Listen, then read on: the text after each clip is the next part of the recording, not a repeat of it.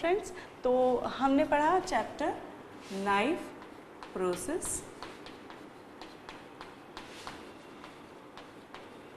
Life processes, और जिसमें कि सभी लाइफ प्रोसेसेस जो कि एसेंशियल होती हैं वो हम पढ़ चुके हैं। ठीक है, now just to revise we will see all the NCERT book exercise so that we will revise also and we will solve those exercises.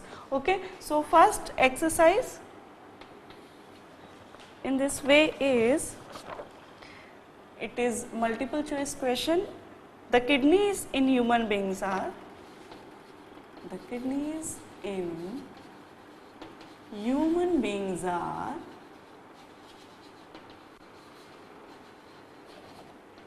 a part of system for, so the four options are nutrition,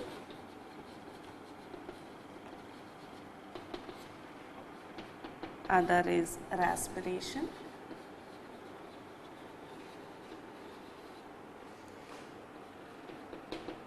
excretion, and the third is transportation. Okay, so just remember कि जो भी multiple choice questions हैं वो कहीं से भी आ सकते हैं. These are just for examples, they have been given. Otherwise exams में कहीं से भी क्वेश्चंस जो है, short questions, long questions and multiple choice questions आ सकते हैं. ओके, सो हमेशा पूरा जो चैप्टर है उसे ध्यान से पढ़िए, जो उसमें फैक्ट्स हैं वो हमेशा याद रखिए. ठीक है, तो फैक्ट्स हमेशा आते हैं मल्टीपल चॉइस क्वेश्चंस में, तो फैक्ट्स जो है वो हमेशा याद रखें. ठीक, तो और they are very good for scoring also, क्योंकि if you know the answer in just one click you will have the whole number of from the questions. Like 1 number का है तो 1 नंबर आपको पूरे मिल जाएंगे. अदरवाइज लॉन्ग क्वेश्चंस में क्या होगा, यदि कहीं ना कहीं कुछ गलत है तो फुल मार्क्स नहीं मिलते हैं. But in multiple choice questions full marks मिलते हैं, तो आप स्कोर जो है इसकी वजह से अच्छा कर सकते हैं. ठीक है, तो किडनीज जो है ह्यूमन बींग्स में किस सिस्टम का पार्ट है. ठीक है, तो सबसे लास्ट सिस्टम हमने क्या पढ़ा था जिसमें हमने किडनी देखा था, तो वो था एक्सक्रीटरी सिस्टम. तो it is the part of excretion. ठीक है, जिसके के द्वारा वेस्ट मटेरियल को एलिमिनेट किया जाता है फ्रॉम द बॉडी. तो right answer is excretion. Okay, now the second multiple choice question is, the xylem in the plants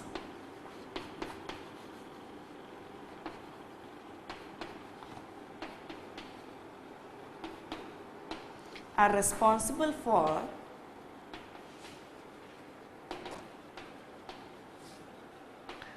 so you must know xylem और फ्लोएम क्या थे, आपको याद आ गए होंगे. तो जाइलम किस का ट्रांसपोर्ट करता है प्लांट्स में, वाटर का. Transport of water is the right answer. Otherwise the other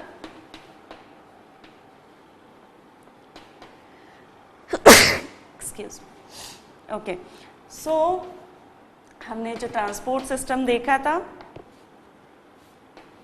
उसमें हमने क्या क्या देखा था. प्लांट्स में ट्रांसपोर्टेशन के लिए 2 टिश्यूज जो है वो होते हैं, एक तो होता है जाइलम, एक होता है फ्लोएम.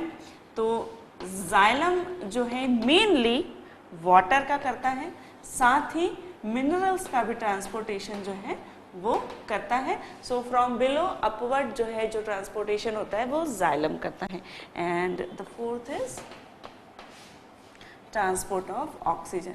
ठीक है, तो इन सभी का ट्रांसपोर्ट जो है नहीं करता, सिर्फ वाटर का ट्रांसपोर्ट जो है वो जाइलम करता है. तो जो राइट आंसर है वो है ट्रांसपोर्ट ऑफ वाटर, क्योंकि ट्रांसपोर्ट ऑफ फूड जो है वो फ्लोएम करता है.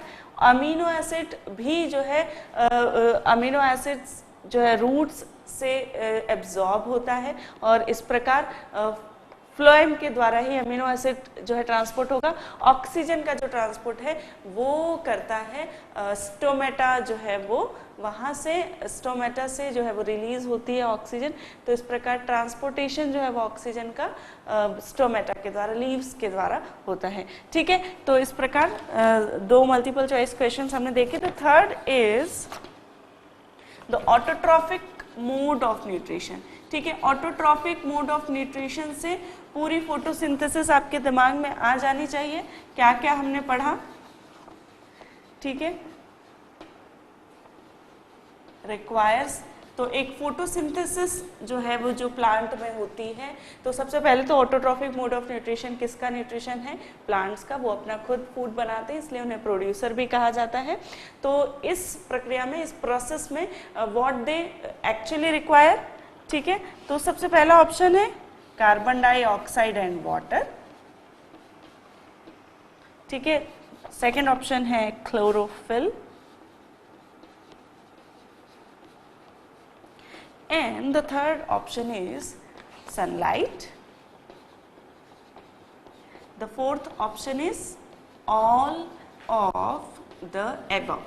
ठीक, तो जब हम ऑटोट्रॉफिक मोड ऑफ न्यूट्रिशन या फोटोसिंथेसिस की बात करते हैं तो पूरे दिमाग में प्रोसेस आ जानी चाहिए कि प्लांट की लीव्स में क्लोरोफिल पिगमेंट होता है, जिसकी की वजह से जो है सनलाइट की मौजूदगी में वाटर का जो आयंस है वो ब्रेक डाउन होते हैं, एनर्जी रिलीज होती हैं, एंड फर्दर जो है कार्बन डाइऑक्साइड से बनता है ग्लूकोज। ठीक है, तो इस प्रकार कार्बन डाइऑक्साइड और वाटर और क्लोरोफिल और सनलाइट सभी जरूरी है फोटोसिंथेसिस के लिए। So the right answer will be all of the above. ठीक, then the fourth multiple choice question is the breakdown of pyruvate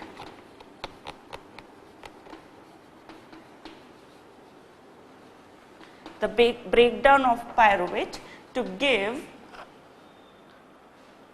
carbon dioxide, water and energy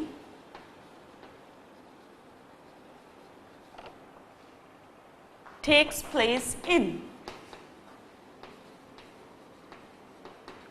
ठीक, तो ब्रेकडाउन ऑफ पायरुवेट किस में आता है, अब आप एरोबिक रेस्पिरेशन याद कर लीजिए, ठीक है, जिसमें कि क्या होता है, पायरुवेट कार्बन डाइऑक्साइड, वाटर और एनर्जी में ब्रेक डाउन होता है।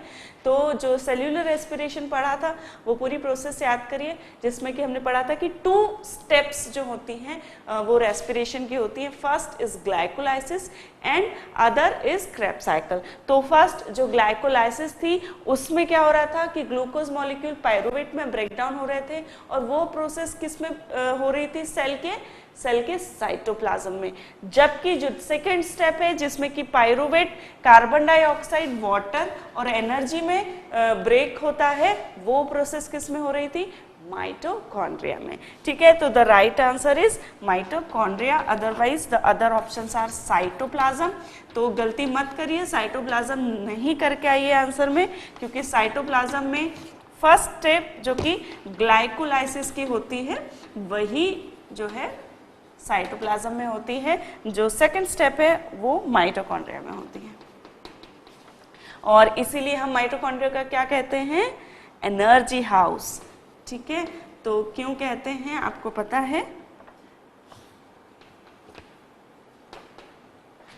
Third option is nucleus. ठीक है, तो ये याद रखिए। ओके, नाउ सभी जो मल्टीपल चॉइस क्वेश्चंस हैं वो हम सॉल्व कर चुके हैं और रीजनिंग भी उसकी कर ली हमने।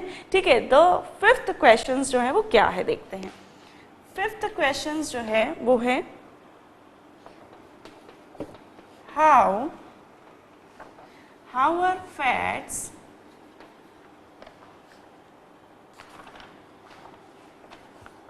Fats digested in our body। ठीक है, जैसे ही डाइजेस्टेड आया है, पूरी प्रोसेस ऑफ डाइजेशन माइंड में आ जानी चाहिए। क्या क्या पढ़ा था हमने, where does this process takes place.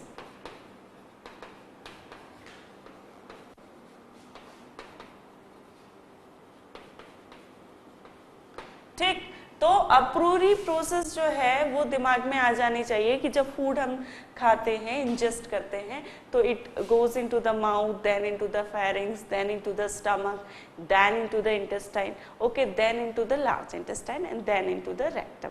ठीक है, यहाँ पर कहाँ हमने पढ़ा था कि जो फैट है वो डाइजेस्ट होती है, ठीक है।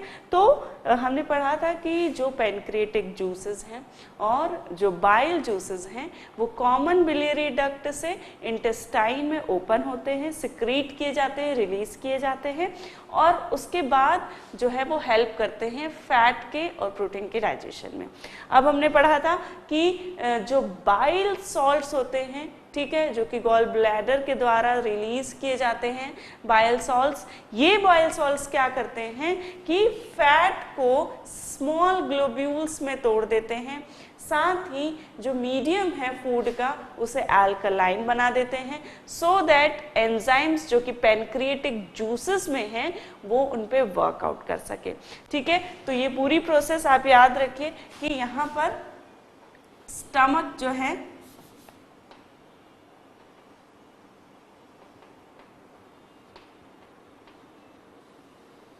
इस प्रकार स्ट्रक्चर हमने देखा था और यहाँ पर जो है क्या था, ये पैनक्रियाज है और उसके बाद यहाँ पर कॉइल्ड स्ट्रक्चर जो कि इंटेस्टाइन का है, ठीक है। तो यहाँ से फूड जो है स्टमक से जब फूड आता है यहाँ पर आप देख सकते हैं कि कॉमन बिलियरी डक्ट के द्वारा जो है क्या होता है, सिक्रीशन किया जाता है इंटेस्टाइन में और वो फूड में मिक्स हो जाता है, ठीक है। तो यहाँ आप लिखेंगे कि when the food comes into the intestine, there occur the release of bile salts, okay, and bile salts and the pancreatic juices through the common biliary duct.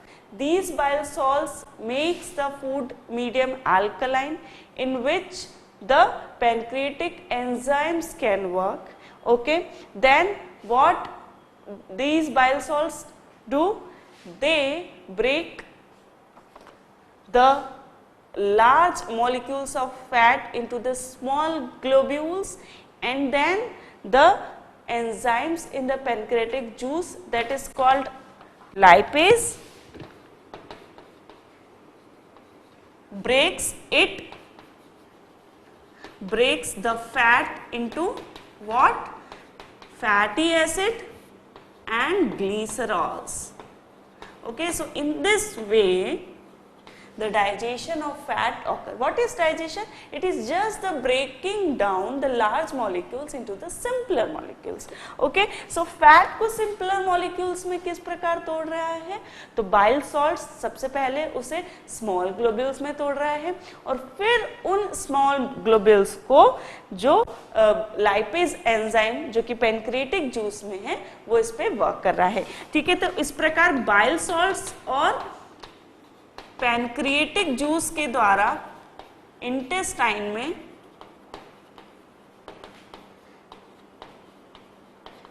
Fat का डाइजेशन हो रहा है। तो this is the how fats get digested in our body in our intestine, ठीक है। तो these are the 5 questions, okay. Now we will see the further questions.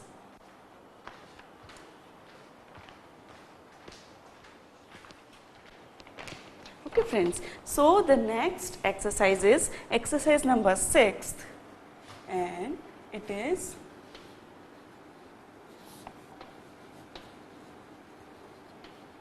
what is the role of saliva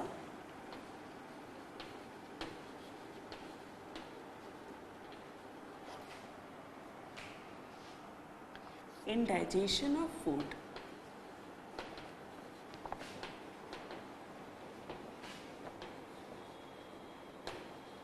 ठीक है।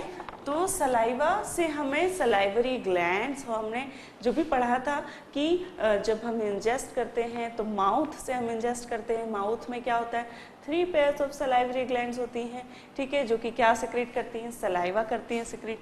ये saliva की क्या functioning होती है, तो एक तो ये क्या करता है कि फूड के साथ मिक्स होके उसको क्या कर देता है, अल्कलाइन बनाता है, जिससे कि जो बैक्टीरियाज हैं वो वर्क नहीं कर पाते हैं, ठीक है। साथ ही ये जो सलाइवा है ये ईजी बनाता है च्यूइंग को। और तीसरा और सबसे इम्पॉर्टेंट काम ये कि इसमें एक एंजाइम होता है और उसका नाम होता है एमाइलेज एंजाइम, और ये एमाइलेज एंजाइम क्या करता है, शुगर का डाइजेशन करता है, स्टार्च का digestion, sorry not sugar, starch का डाइजेशन करता है और ये स्टार्च को शुगर में ब्रेक डाउन कर देता है। ठीक है, तो इस प्रकार सलाइवा जो है फूड के डाइजेशन में हेल्प करता है। ठीक है, तो सबसे पहला जो है और साथ में एल्कलाइन बना देता है मीडियम को। ठीक है, और तीसरा हेल्प्स इन च्यूइंग, च्यूइंग में हेल्प करता है। यदि सलाइवा नहीं होगी तो हमें ड्राई लगेगा माउथ में और हम इजीली खाना नहीं चबा पाएंगे। ठीक है, तो डाइजेशन में जो है हेल्प करता है। ठीक है, the other question is what are the necessary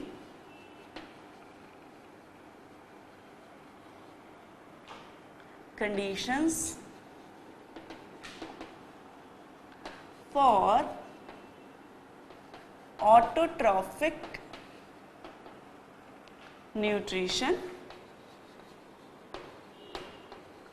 and what are its byproducts।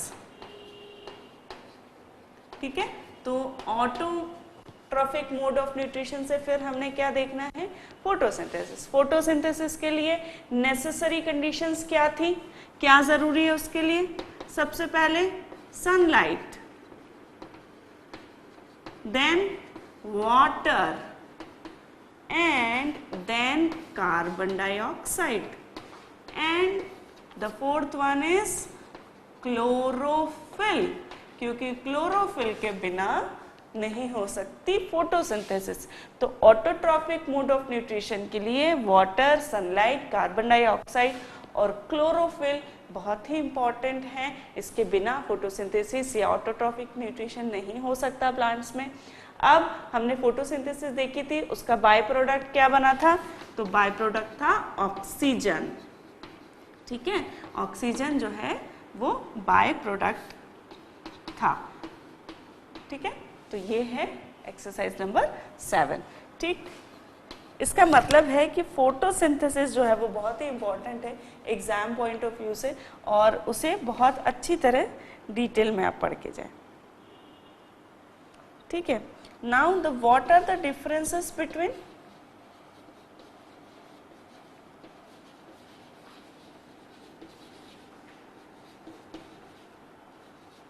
aerobic and anaerobic respiration? Name some organism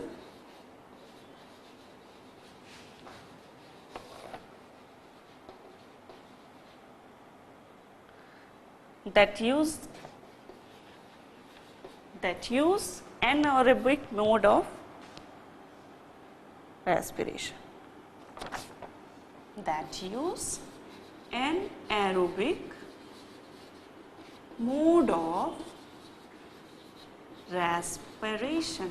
अब एरोबिक एंड एनारोबिक रेस्पिरेशन हमने पढ़ा था, तो क्या डिफरेंसेस हैं एरोबिक एंड एनारोबिक रेस्पिरेशन में।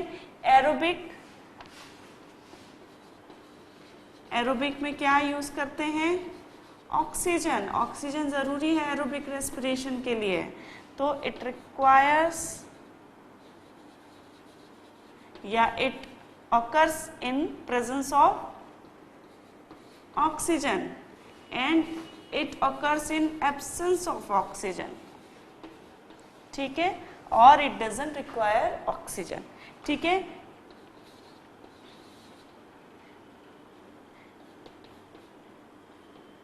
it occurs in 2 steps, glycolysis जो कि कहाँ होती है, साइटोप्लाज्म में, and the second is Krebs cycle which occur in mitochondria. ठीक है, इसमें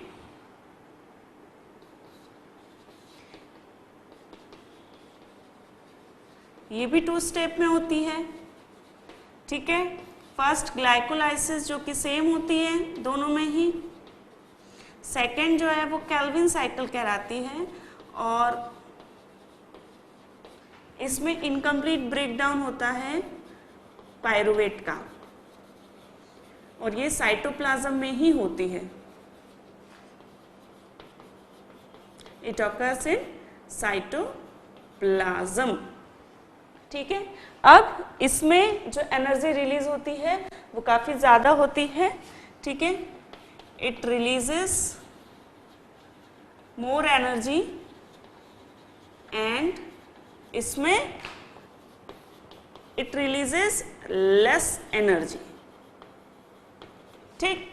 तो ये जो है डिफरेंसेस है एरोबिक एंड एनएरोबिक रेस्पिरेशन में, ठीक है। Okay, so these are the differences between aerobic and anaerobic mode of respiration, ठीक है। ये इसमें ऑक्सीजन की ज़रूरत है, ये एब्सेंस ऑफ ऑक्सीजन में होता है। इसमें ग्लाइकोलाइसिस और क्रेब्स साइकिल जो है अलग अलग होती है, साइटोप्लाज्म में होती है ग्लाइकोलाइसिस और माइटोकॉन्ड्रिया में होती है फर्दर क्रेब्स साइकिल, ठीक है। ये जो इसमें सेकेंड स्टेप है वो भी साइटोप्लाज्म में होती है, और इसमें कंप्लीट ब्रेकडाउन होता है ग्लूकोज का, इसमें इनकम्प्लीट ब्रेकडाउन होता है, और इसीलिए इसमें मोर एनर्जी रिलीज होती है और इसमें लेस एनर्जी रिलीज होती है, ठीक। तो दीज आर द डिफरेंसेस, ये हमने पढ़ते वक्त भी देखे थे कि एनारोबिक और एरोबिक में क्या डिफरेंस है। Now the 9th questions, and which is how are the alveoli designed to maximize the exchange of gases,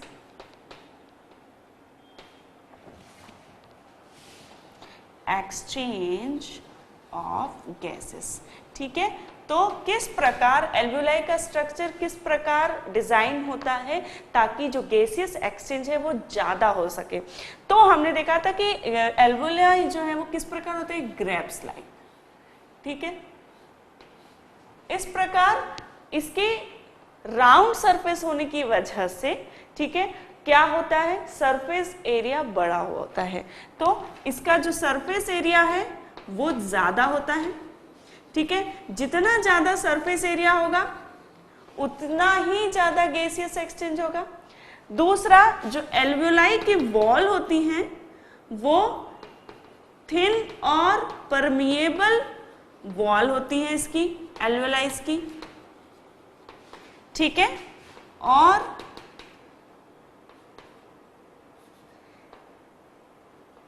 capillary का बहुत ही अच्छा नेटवर्क होता है,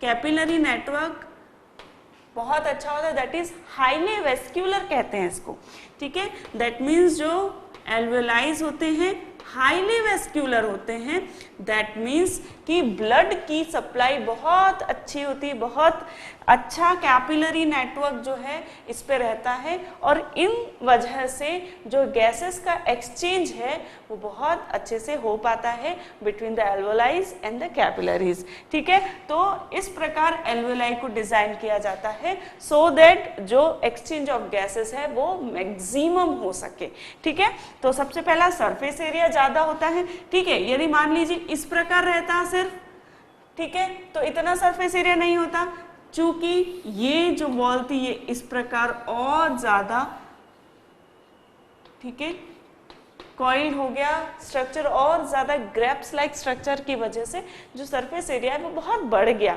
ठीक है। हम देखते हैं कि भाई एक ही लंग में अराउंड कितने 1 मिलियन एल्वेओलाइज हमने देखे थे। तो आप सोच सकते हैं कि 1 मिलियन एल्वेओलाइज में कितना अच्छा गैसियस एक्सचेंज हो सकता है, क्योंकि उनकी सरफेस एरिया और बढ़ी है, ठीक है। तो सरफेस एरिया ज्यादा होती है क्योंकि ये ग्रेप्स लाइक इसका स्ट्रक्चर होता है, उसकी वजह से इसकी जो वॉल है वो थिन और परमेएबल होती है, और इस पे काफ़ी अच्छा कैपिलरी नेटवर्क होता है, बहुत हाईली वेस्क्यूलर एल्वेओलाइज होते हैं। तो these are the 3 main reason कि एल्वेओलाई को इस प्रकार बनाया गया है कि गैसियस एक्सचेंज मैक्सिमम हो सके, इफिशिएंट हो सके। Now the 10th exercise is what would be the consequences of deficiency of hemoglobin in our body. ठीक है, तो जो 10th है, तो what are the or what would be the consequences of deficiency of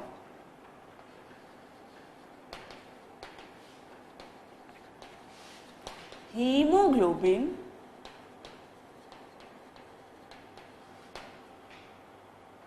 in our bodies.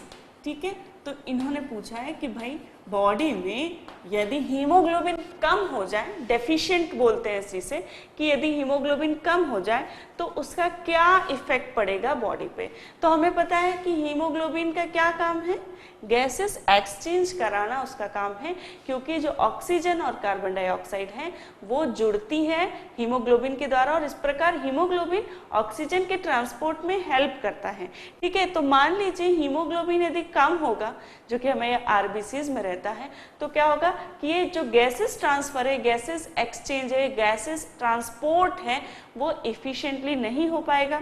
जब oxygen का transport नहीं हो पाएगा ठीक से, तो क्या होगा कि हमारी जो बॉडी की सभी सेल्स हैं उन्हें ऑक्सीजन की सप्लाई कम होगी और ऑक्सीजन की सप्लाई कम होने की वजह से क्या होगा कि सेल अपनी बायोलॉजिकल एक्टिविटीज प्रॉपरली नहीं कर पाएगी, क्योंकि ऑक्सीजन रेस्पिरेशन के लिए बहुत जरूरी है, जिसके के द्वारा सेल्स एनर्जी प्रोड्यूस करती हैं।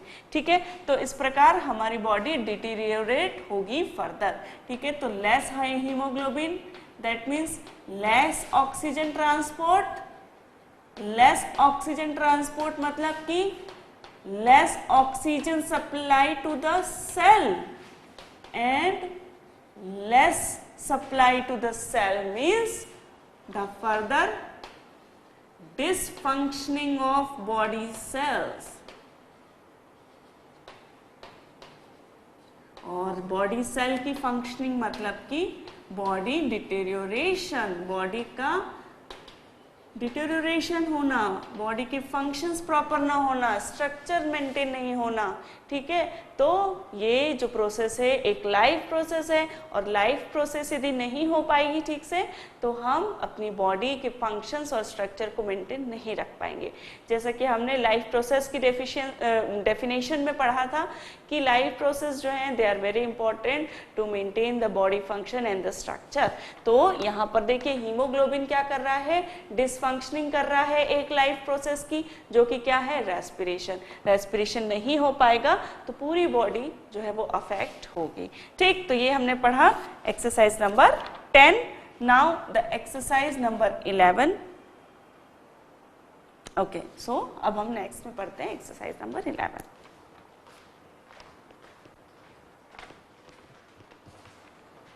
ओके फ्रेंड्स, तो the next exercise is exercise number 11। Exercise number 11 है describe double circulation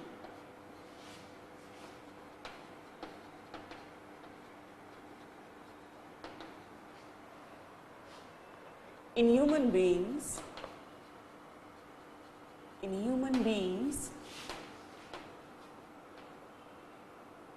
and why is it necessary। ठीक है, तो हमें पूछा गया है कि डबल सर्कुलेशन क्या होता है और ये क्यों ज़रूरी है या इसका क्या इम्पोर्टेंस है ह्यूमन बींग्स में। तो ये मैंने आपको बताया था कि डबल सर्कुलेशन मतलब क्या होता है कि जो ह्यूमन बींग्स हैं या मैमल्स जो हैं उनमें जो हार्ट है उसके कम्प्लीटली सेपरेटेड चैम्बर्स होते हैं, 4 चैम्बर्स होते हैं और कम्प्लीटली सेपरेट होते हैं एक दूसरे की से। इस वजह से क्या होता है कि बॉडी में या हार्ट में डबल सर्कुलेशन हो पाता है। जो हार्ट है उससे ट्वाइस जो है ब्लड होके गुजरता है और ब्लड एक दूसरे से मिक्स नहीं होता। ठीक है, जब ब्लड कंप्लीटली सेपरेट है और एक दूसरे से मिक्स नहीं होता तो क्या होगा कि जो ब्लड लंग्स से आया है ऑक्सीजनेटेड होकर, वो वेना कावा के डीऑक्सीजनेटेड ब्लड से मिक्स नहीं होगा। ठीक है, किस प्रकार हम देखते थे कि हार्ट जो है ठीक है।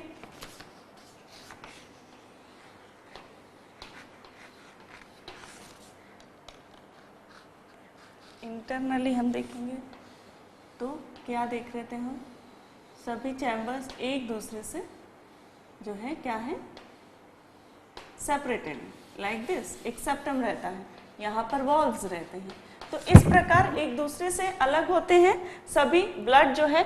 तो यहाँ से क्या हो रहा है, ये तो है डीऑक्सीजनेटेड ब्लड कंप्लीटली इसमें, ठीक है, जो कि कहाँ से जा रहा है, लंग्स में जा रहा है, ठीक है, और लंग्स में क्या हो रहा है, ठीक है, लंग्स में क्या हो रहा है, लंग्स को जा रहा है यहां से, ठीक है, दैट मीन्स यहां से जो ब्लड है वो लंग्स को जा रहा है डीऑक्सीजनेटेड ब्लड, ठीक है, और वो ऑक्सीजनेटेड ब्लड पहुंचा रहा है किसे, लेफ्ट हार्ट को, और ये ऑक्सीजनेटेड ब्लड है यहाँ पे, ठीक है, जो कि यहाँ पे आ रहा है और इसके द्वारा पूरे शरीर में पहुंचाया जा रहा है, ठीक है, फ्रॉम द होल बॉडी, ठीक है। इस प्रकार स्ट्रक्चर था और इसे कहा डबल सर्कुलेशन, क्योंकि ट्वाइस जो ब्लड है वो हार्ट से गुजर रहा है, एक तो डीऑक्सीजनेटेड और एक ऑक्सीजनेटेड। एक डबल सर्कुलेशन का फायदा ये है कि चूंकि जो मैमल्स हैं उनमें हार्ट कंप्लीटली सेपरेट होता है, डीऑक्सीजनेटेड और ऑक्सीजनेटेड ब्लड सेपरेट होता है, मिक्सिंग नहीं होती। इस मिक्सिंग नहीं होने के कारण जो है ये एक प्रकार का एडेप्टेशन है या इवोल्यूशन है मैमल्स हार्ट में, कि जो मैमल्स हार्ट जो है वो एडाप्ट हो गए हैं, उनका हार्ट जो है लैंड लाइफ के अकॉर्डिंग एडाप्ट हो गया। अब लैंड लाइफ से मेरा क्या मतलब है, देखिए जैसा कि मैंने आपको बताया था कि मैमल्स और एवियंस जो होते हैं, बर्ड्स जो होती हैं और मैमल्स जिनमें कि ह्यूमंस आते हैं, तो ये जो होते हैं ये सभी पॉइकिलोथर्मिक या हॉट ब्लडेड एनिमल्स इन्हें कहते हैं। इसका मतलब ये है कि ये अपने ब्लड का टेम्परेचर मेंटेन रख सकते हैं, ठीक है। मान लीजिए यदि बाहर बहुत ठंड है तो हमारे शरीर का ब्लड जो है वो एक कांस्टेंट टेम्परेचर पे रहेगा, वो फ्रीज नहीं होगा। यदि बाहर का टेम्परेचर फ्रीज्ड है, कोल्ड है, माइनस में टेम्परेचर है, तब भी हमारी बॉडी का टेम्परेचर हाई रहता है, हॉट ही रहता है as compare to the outside temperature. ये क्यों होता है, या फिर बहुत समर है और 45 के अबव टेम्परेचर है, तब भी हमारी बॉडी का जो टेम्परेचर है या ब्लड का जो टेम्परेचर है वो उतना एनवायरनमेंट के हिसाब से नहीं चेंज होता। इसका क्या मतलब है कि हमारे शरीर में, हमारी बॉडी में हमारे ब्लड का एक कांस्टेंट टेम्परेचर मेंटेन करने की क्षमता हमारे अंदर है, और इसको कहते हैं पॉइकिलोथर्मिक। अच्छा, अब जो रेप्टाइल्स होते हैं, ठीक है, उनको जो है उनकी बॉडी में ये क्षमता नहीं होती, उन्हें कोल्ड ब्लडेड एनिमल्स कहा जाता है। कोल्ड ब्लडेड एनिमल्स जो होते हैं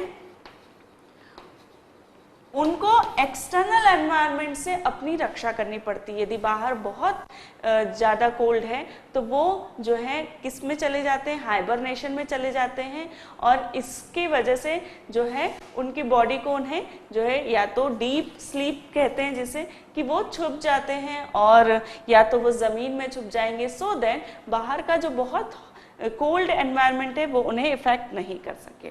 लेकिन हम लैंड में रहते हैं और हम जो है हमें अपने बॉडी का टेम्परेचर मेंटेन रखना ज़रूरी है, और इस प्रकार बॉडी के टेम्परेचर को मेंटेन रखने के लिए हमें इंक्रीज्ड ऑक्सीजन चाहिए, सो दैट हम ऑक्सीडेशन के द्वारा, रेस्पिरेशन के द्वारा ज़्यादा एनर्जी प्रोड्यूस कर सकें और अपनी बॉडी का टेम्परेचर मेंटेन रख सकें। इसके लिए हमें ऑक्सीजन ज़्यादा चाहिए एज कंपेयर टू रेप्टाइल्स या फिर फिश, ठीक है, एम्फीबियंस, उनके कंपैरिजन में हमें ऑक्सीजन ज़्यादा चाहिए, क्योंकि हमें अपनी बॉडी का टेम्परेचर एक स्टीडी टेम्परेचर या स्टीडी एनवायरनमेंट जैसा कि मैंने बताया था उसके लिए हमें ज़्यादा ऑक्सीजन की ज़रूरत चाहिए और इस ज़्यादा ऑक्सीजन की ज़रूरत के लिए ज़रूरी है कि ऑक्सीजनेटेड ब्लड, जो कंप्लीटली ऑक्सीजनेटेड ब्लड है वही पूरी बॉडी को पहुँचे।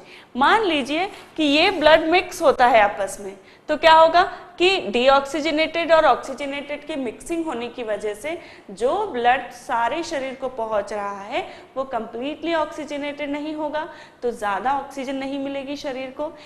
ठीक है, इसलिए हमारे हार्ट में ये एडाप्टेशन आया कि वो कंप्लीटली सेपरेट कर दिया ऑक्सीजनेटेड और डीऑक्सीजनेटेड को, जिससे कि ऑक्सीजनेटेड ब्लड ही सारे शरीर को पहुंचे और हमें सारी सेल्स को ज़्यादा से ज़्यादा ऑक्सीजन मिल सके। ठीक है, तो हमने बताया डबल सर्कुलेशन क्या है और ये क्यों ज़रूरी है, क्योंकि सो दैट हमारी जो बॉडी का टेम्परेचर है वो मेंटेन कर सके और हमें ऑक्सीजन सेल्स को ज़्यादा मिल सके।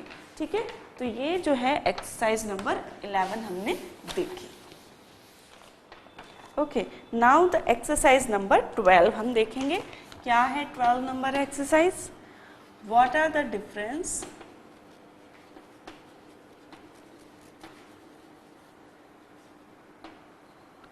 differences between the transport of material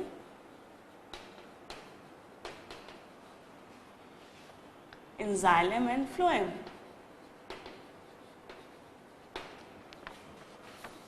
ठीक है, तो अब xylem और phloem से आपको ट्रांसपोर्ट इन द प्लांट याद आना चाहिए। xylem और phloem हमने पढ़ा था, तो क्या डिफरेंस है दोनों में? तो xylem जो है वो क्या ट्रांसपोर्ट करता है? मेनली वाटर और साथ ही मिनरल्स को भी ये ट्रांसपोर्ट करता है। ठीक है, सबसे पहला फ्लोएम क्या ट्रांसपोर्ट करता है? मेनली तो फूड एंड अदर मटेरियल्स जैसे कि हार्मोन्स। ठीक है, तो फ्लोएम जो है फूड और अदर मटेरियल्स को ट्रांसपोर्ट करता है। ठीक है, ये जो है ट्रांसपोर्ट इसका एक ही डायरेक्शन में होता है। ठीक है, फ्रॉम बिलो अपवर्ड, जबकि हमने देखा था कि फ्लोएम में से जो ट्रांसपोर्टेशन होता है वो सभी डायरेक्शन में होता है, तो इसके द्वारा जो ट्रांसपोर्टेशन होता है ऑल डायरेक्शंस में होता है। ठीक है, अब हमने देखा था जाइलम में ट्रांसपोर्टेशन के लिए थ्योरीज थी। ठीक है, रूट प्रेशर थ्योरी थी, ठीक है, कोहेशन थ्योरी थी। तो इसमें हमने क्या देखा था कि जाइलम में जो ट्रांसपोर्ट होता है तो इट डजंट रिक्वायर एनर्जी। इस प्रकार ये एक पैसिव प्रोसेस होती है, it is a passive process. ठीक है, पैसिवली अपने आप होती रहती है, इसके लिए किसी प्रकार का एक्शन नहीं लेना पड़ता, एनर्जी नहीं लगती। ठीक है, तो हमने देखा था कि जो सकिंग प्रेशर होता है जो कि ट्रांसपायरेशन के द्वारा लीव्स के द्वारा जो है पुल किया जाता है वाटर को, उसी के द्वारा वाटर ऊपर चढ़ता जाता है, ये थ्योरी हमने देखी थी। ठीक है, साथ ही हमने देखी थी कि रूट प्रेशर थ्योरी, जिसमें रूट्स जो है एब्जॉर्ब करती हैं वाटर को और वो एक प्रेशर जो है उस पर प्रोड्यूस करता है और जिसके के द्वारा वाटर ऊपर चढ़ता जाता है। तो इस प्रकार ये एक पैसिव प्रोसेस है, जबकि फ्लोएम में हमने क्या देखा था कि फ्लोएम में जो होता है ट्रांसपोर्ट, ये एक एक्टिव प्रोसेस होती है और इसके लिए एनर्जी रखती है, इट रिक्वायर्स एनर्जी। तो ये एनर्जी जो है का यूज करके और ट्रांसपोर्ट करता है। ठीक, तो इस प्रकार फ्लोएम में ये डिफरेंसेस हैं। और अब हम देखेंगे exercise number 13, compare the functioning of alveoli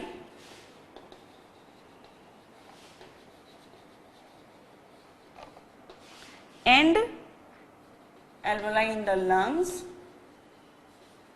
and nephrons in the kidneys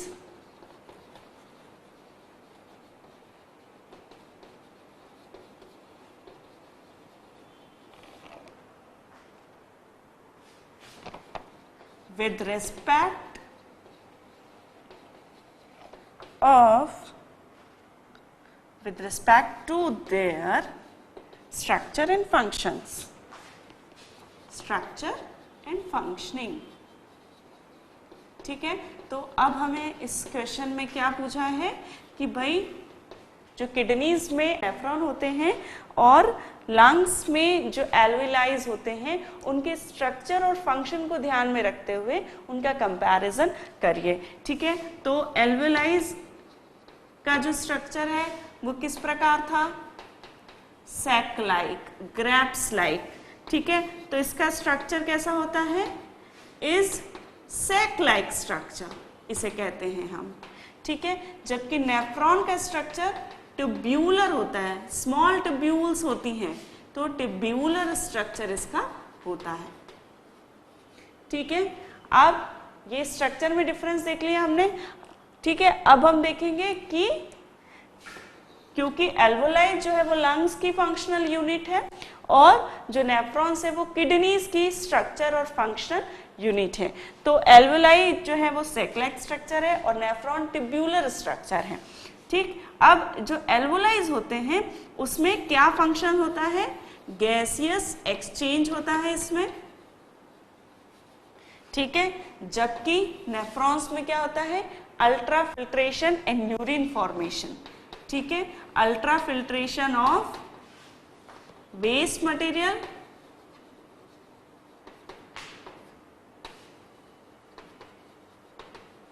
and urine formation.